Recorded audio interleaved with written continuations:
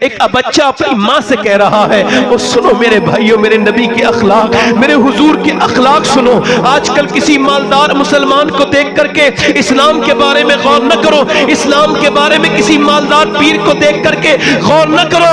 اسلام میں دیکھنا ہے تو میرے حضور کی زندگی کو دیکھو۔ لقد کان لکم فی رسول اللہ اسوۃ حسنہ، میرے محبوب کی زندگی بہترین نمونہ عمل ہے۔ میرے پیغمبر کی زندگی ذرا غور تو کرو۔ وہ آدمی، وہ بچہ اپنی ماں سے رو رہا ہے، یہودی کا بچہ ہے، مسلمان کا نہیں ہے، کہتا اماں کچھ کھانے کو دے دے۔ اب آنکھوں کے نیچے اندھیرا آنے لگا۔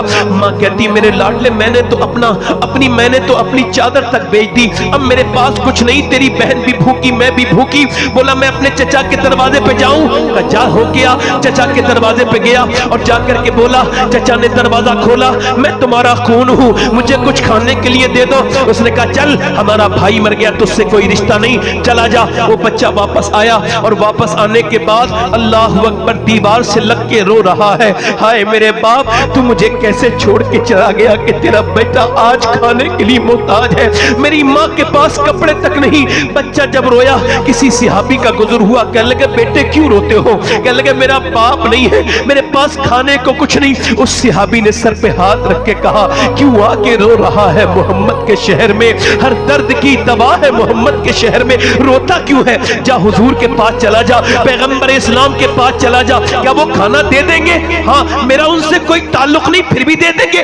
ہاں دے دیں گے، وہ بھوکوں کو کھانا کھلاتے ہیں، یتیموں کا وہ خیال رکھتے ہیں۔ اپنی ماں کے پاس گیا، کہنے لگا ماں چچا نے تو کھانا نہیں دیا، مگر کسی محمد صلی اللہ علیہ وسلم کا نام بتایا ہے، کسی نے، تو اگر اجازت دے تو چلا جاؤں؟ کہ بیٹے وہ اسلام قبول کروا دیں گے، تیرا مذہب چھین لیں گے۔ بچہ باہر کو تیزی سے یہ کہتا ہوا نکل گیا، میں ان سے پہلے جا کے کہہ دوں گا مجھے اسلام کی نہیں کھانے کی ضرورت ہے۔ وہ دروازے کی طرف حضور کے چلا، پھر دل کانپ رہا تھا، پہلے چچا سگے نے ڈانٹ دیا تو وہ کیسے تجھے دل سے لگائیں گے، مگر پھر اس کا دل نے کہا چلو دیکھ لیتے ہیں۔